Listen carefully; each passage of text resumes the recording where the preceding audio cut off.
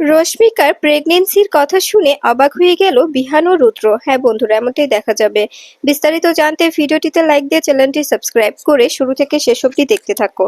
গল্পের শুরুতেই দেখা যাবে কম্পাসকে ডক্টরের কাছে নিয়ে এলে তখনই ডক্টর বিহানকে সমস্ত পরামর্শ দিয়ে দেয়। এদিকে দেখা যাবে এদিকে আবির ফোন করে শ্রেষ্ঠাকে। তখনই শ্রেষ্ঠা বলে, তুমি কি কারণে ফোন করেছো আবির? তুমি কি আমাকে কথা শোনানোর জন্য ফোন করেছো? যদি সেটার জন্য ফোন করে থাকো তবে আমি চাইবো ফোনটা রেখে দাও, কারণ আমি তোমার সঙ্গে এ ব্যাপারে কোনো কথা বলতে ইচ্ছুক নয়। আমার এ ব্যাপারে কোনো কথা বলার ইচ্ছে নেই, তাই বলছি ফোনটা কেটে দিলে আমি খুশি হতাম। এ কথা শুনে তখন দেখা যাবে তখন আবির বলতে থাকে, তুমি এভাবে আমার বাবাকে জেলে ভরতে পারো না। তুমি মিথ্যে অপবাদে কেন ওনার সঙ্গে এরকম একটা নোংরা জঘন্য খেলা খেললে বলো? কেন নোংরা এই খেলাটাই মেতে উঠলে? তুমি যদি আমাকে বলতে না পারো তবে আজকে আমি ফোনটা কিছুতেই রাখবো না। তখনই শ্রেষ্ঠা বলে, তোমার বিশ্বাস যদি না হয় তবে তুমি ফিরে এসো। তুমি ফিরে এসে দেখে যাও তোমার বাবা আমার সঙ্গে যা যা অন্যায় করেছে সমস্তটা দেখতে পারবে। আর তোমার বাবা যে অন্যায়টা করেছে সে অন্যায়টা তোমার চোখে পাচ্ছে না, কিন্তু আমার আমার এই কথাটাই তোমার চোখে ফেটে গেছে। আমার বিরুদ্ধে তোমার বাবা যত যা করেছে সমস্ত কিছু আমি প্রমাণ দেখাতে পারবো, কিন্তু তোমার বাবাকে আমার বিরুদ্ধে কোনো প্রমাণ দেখাতে পারবে যে আমি কোনো ভুলভাল ডিসিশন নিয়েছি? তোমার বাবাকে কষ্ট দেওয়ার জন্য পারবে না, কারণ তোমার বাবা তো সেরকম কিছু করেনি, তাই না? আমি তো তোমার বাবার সঙ্গে সেরকম কোনো অন্যায় করিনি, কিন্তু অন্যায় করে গেছে, যে অন্যায়ের কোনো রকম কোনো ক্ষমা হয় না। তখনই দেখা যাবে এ কথা শুনে এ কথা শুনে আবির ফোনটা কেটে দেয়। তখনই মোনালিসা বলতে থাকে, কি হয়েছে মা, তুমি এভাবে কাঁদছো কেন? তখনই মোনালিসাকে শ্রেষ্ঠা বলতে থাকে, কাঁদবো না? তোর বাবা আজকে হঠাৎ করে এতদিন পরে ফোন দিয়েই আমাকে জিজ্ঞেস করছে আমি তোর বাবাকে ভুলভাল ভাবে জেলে পাঠিয়েছি। এদিকে দেখা যাবে কম্পাসকে আইসক্রিম কিনে দিলে তখনই কম্পাস খুব মজা করে আইসক্রিম খেতে থাকে। এটা দেখে অবাক হয়ে যায় বিহান।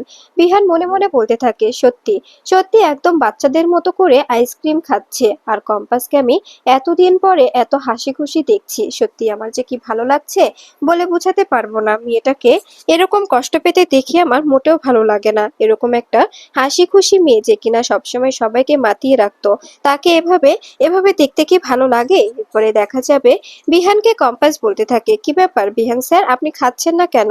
আর আইসক্রিমটা তো গলে যাচ্ছে, খেয়ে নিন। এভাবে এভাবে দেরি করার তো কোনো মানে হয় না, তাই না? তখনই বিহান বলে, হ্যাঁ খাবো, অবশ্যই খাবো, চিন্তা করো না তুমি। তখনই দেখা যাবে এ কথা শুনে বিহান মনে মনে বলতে থাকে, সত্যি সত্যি কম্পাসকে যত দেখছি ততই অবাক হচ্ছে। কিন্তু কিন্তু এই যে ডক্টর, এই ডক্টরের ব্যবহারটা আমার কেমন যেন অদ্ভুত লাগলো। আমার কেমন যেন গিল্ট ফিল হলো। কোনোভাবেই মনটা সায় দিচ্ছে না। কিন্তু আমি কি করব? ওর সঙ্গে তো কম্পাসকে ঠিক করার জন্য আমার যোগাযোগ রাখতেই হবে। কম্পাসকে ভালো করে তোলার জন্য ওর সাহায্য আমার খুব করে প্রয়োজন। আমি তো কোনোভাবেই ওকে বারণ করতে পারবো না। আমি ওখান থেকে কম্পাসকে ফিরিয়ে আনতেও পারবো না। কোনো রকম কোনো অপশন নেই। এরপরে কম্পাস বলে, জানেন বিহান স্যার, আমাকে উনি অনেক কিছু শিখিয়েছে, অনেক কিছু বোঝালো, আর বলল এগুলো যদি আমি ঠিকঠাক ভাবে করি তবে আমার সমস্ত কিছু মনে পড়ে যাবে। আমি চাই আমার সবকিছু মনে পড়ে যাক। এভাবে আর আর ভালো লাগে না। এভাবে আর কতদিন চুপচাপ থাকবো বলুন তো? আমার তো সবকিছু মনে করা প্রয়োজন, তাই না?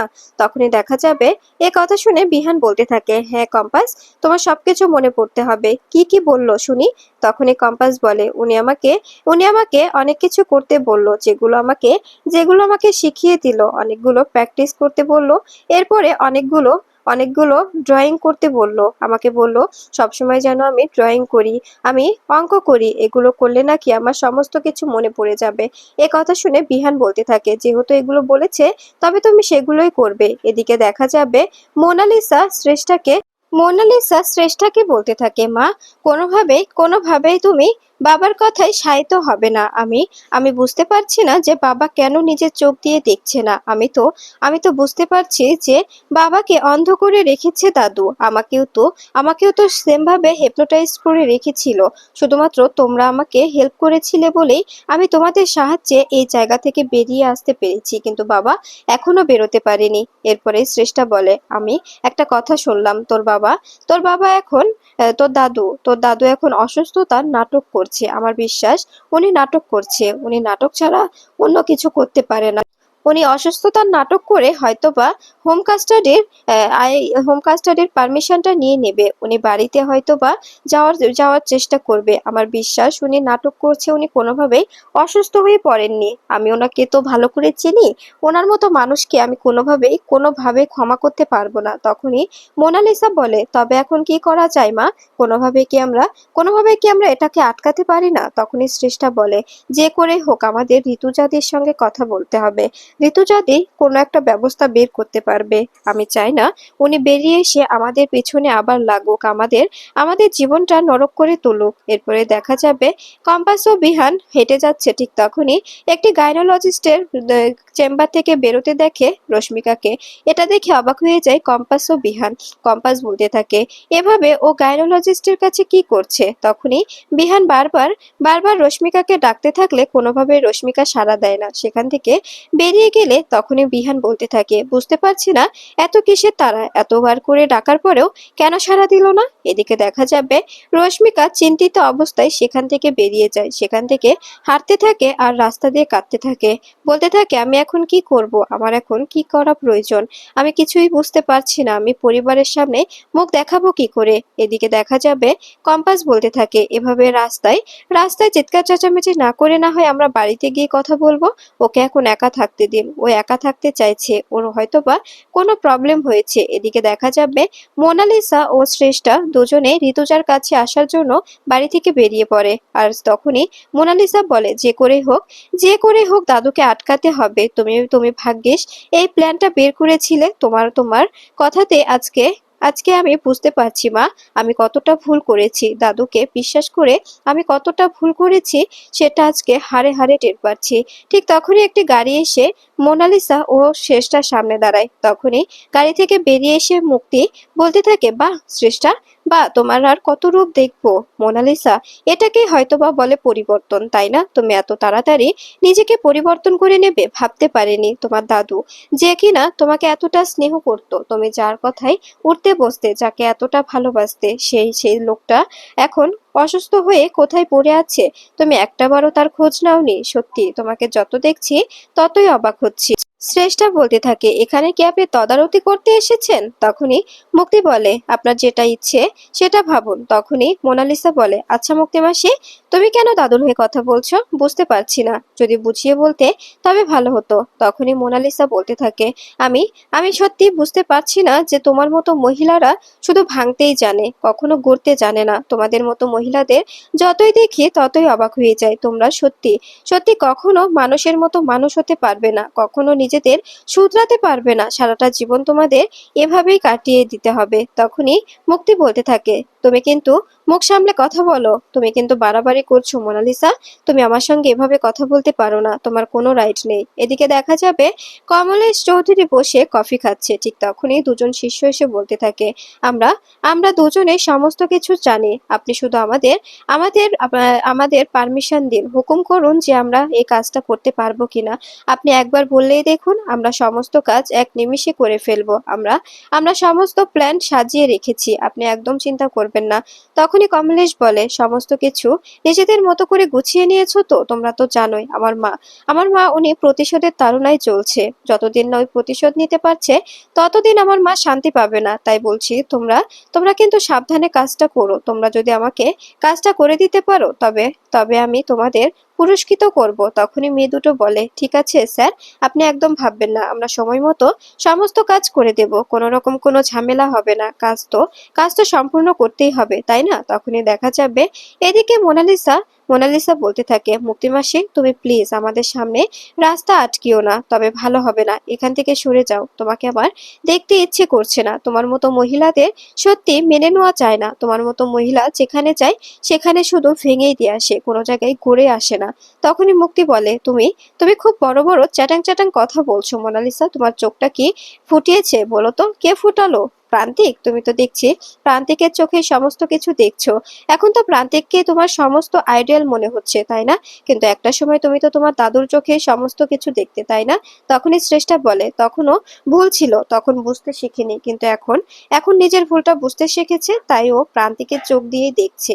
ওর ওর নিজের চোখ থাকা সত্ত্বেও প্রান্তিকের চোখে নিজেকে দেখছে, যার কারণে আজকে ও মানুষের মতো মানুষ হতে পেরেছে, তোদের তোমাদের মতো অমানুষ হয়নি। তখনই কথা শুনে শ্রেষ্ঠা বলতে থাকে, একদম একদম তুমি আমার মেয়ের ধারে কাছে আসবে না, ওকে রিয়েলাইজ করতে দাও। ও রিয়েলাইজ করতে পেরেছে, এই সুযোগটা ওকে কোনোভাবেই আমি সরাতে দেব না। তখনই মুক্তি বলে, আমি তোমাকে বলছি মোনা, তুমি একটা সময় এসে তোমার দাদুর কাছে কাকতি মিনতি করে কাঁদবে আর বলবে, দাদু আমার ভুল হয়ে গেছে, আমি আমি ওদের কথাতে তোমার থেকে দূরে থেকেছি, আমাকে ক্ষমা করে দাও। তখনই মোনালিসা বলতে থাকে, না গো, এরকম আর কখনো হবে না, আমি আর দাদুকে কখনো ক্ষমা করতে পারবো না। আমি দাদুকে ঘৃণা করি, দাদুর কারণে আমার জীবনটা একদম একদম এলোমেলো হয়ে গেছে। আমার জীবনটা আজকে এরকম না হলেও পারতো, আমার জীবনটা অনেক সুন্দর হতে পারতো, শুধুমাত্র দাদুর কারণে, দাদুর বুদ্ধিতে আমি নিজের জীবনটা এভাবে সাজিয়েছি, এভাবে নিজের জীবনটা গুছিয়ে তুলেছি, যার কারণে আমার জীবনটা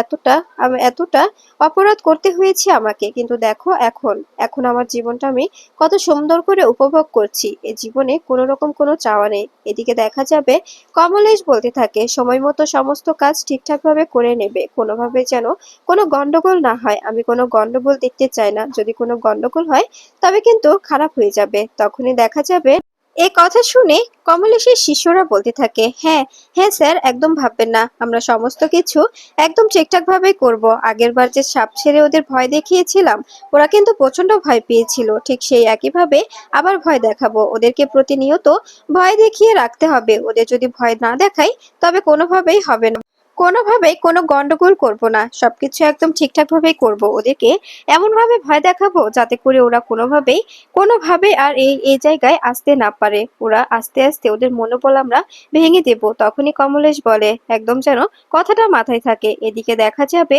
রশ্মিকা ঘরে এসে প্রেগনেন্সি কিটে টেস্ট করে দেখতে পায় যে সেখানে পুরো প্রশ্ন উঠেছে রশ্মিকা প্রেগনেন্ট। এটা দেখে কান্নায় ভেঙে পড়ে রশ্মিকা। রশ্মিকা বলতে থাকে, আমি এখন কি করব? পরিবারের সবার সামনে আমি কি করে মুখ দেখাবো? সবাই তো আমাকে নিয়ে ছি ছি করবে, সবাই আমাকে দেখে হাসাহাসি করবে, যেটা আমি কিছুতেই মেনে নিতে পারবো না, আমি কোনোভাবেই এটা সহ্য করতে পারবো না। সবাই তো আমাকে নিয়ে নানান কথা বলবে, বাড়ির সবাই আমাকে নিয়ে মুখ লুকোতে যাবে, আমি কোনোভাবেই এটা কিছুতেই করতে পারবো না। সেনাপতিকে তো আমি এখনো কিচ্ছু জানাইনি, ও কি মেনে নেবে? ও কি এসব কিছু মানবে? আমি কি করব এখন? আমার করার কিছু নেই, আমাকে যে কোনো একটা পথ বেছে নিতে হবে, যে করেই হোক। ঠিক তখনই বিহান ও কম্পাস ভেতরে আসে আর বলতে থাকে, কি হয়েছে রশ্মিকা? তোকে দেখলাম তোকে দেখলাম একটি গাইনোলজিস্টের কাছে যেতে, ওখানে কেন গিয়েছিলি? তোর কি কোনো কিছু হয়েছে? তখন এই কথা শুনে রশ্মিকা বলতে থাকে, কেন ছোটদা ভাই? আসলে আমার মাথাটা প্রচন্ড ব্যথা করছিল, প্রচন্ড শরীরটা কেমন যেন লাগছিল, তাই একটু ডক্টর দেখাতে গিয়েছিলাম। আর তোরা আমাকে কি করে ওখানে দেখলি? তখনই রশ্মিকা বলতে থাকে, আসলে আমাকে আমাকে ওখানে নিয়ে গিয়েছিল ডক্টরের কাছে, সেখান থেকে ফেরার সময় আমরা তোমাকে দেখলাম। ঠিক তখনই রুদ্র বলতে থাকে, শুধু বমি বমি ভাব হলে, মাথা ব্যথা করলে গাইনোলজিস্টের কাছে যেতে হয়, এটা তো আগে জানতাম না। তোর কি হয়েছে সত্যি করে বলতো? তখনই রশ্মিকা বলতে থাকে, তোরা কি আমাকে আমাকে জেরা করছিস? আমাকে নিয়ে তোরা তোরা এখানে জেরা করতে এসেছিস? ছোট বৌদি, বোঝাও না, মেয়েদের তো অনেক সমস্যাই থাকতে পারে, সেটা কি ও সবার সামনে বলা যায়? সবার সামনে কি করে বলি বলো তো? ওদেরকে বোঝাও, আমি তোমাকে সমস্তটা বলবো। তখনই কম্পাস বলতে থাকে, বিহান স্যার, আপনি প্লিজ এখান থেকে যান, আমি ওর থেকে সবটা জেনে নেব। ওর যদি কোনো সমস্যা হয়ে থাকে আমি ওর থেকে সমস্তটা জানবো, ওর একটু প্রাইভেসি দরকার। এরপরে দেখা যাবে তখন রশ্মিকা বলতে থাকে, প্লিজ তোরা আমাকে একা থাকতে দে, এভাবে এভাবে জেরা করিস না, সত্যি বলছি আমার কিচ্ছু হয়নি, তোরা একদম একদম টেনশন করিস না। এরপরে দেখা যাবে বিহান ও রুদ্র চলে গেলে রশ্মিকা ভয়ে কাতরাতে থাকে। এটা দেখে কম্পাস অবাক হয়ে যায় আর বলতে থাকে, কোনো তো ব্যাপার আছে।